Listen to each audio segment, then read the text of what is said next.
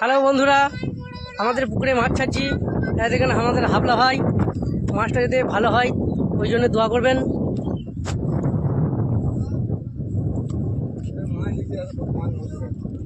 এখন থেকে মাছ মরে যাচ্ছে,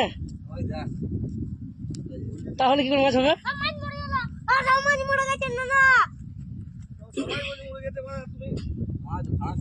হ্যালো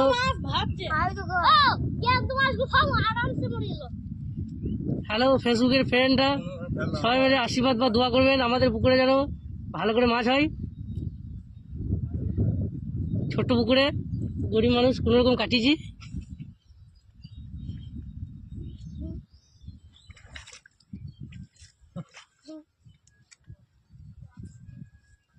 পুকুরটা দেখাও।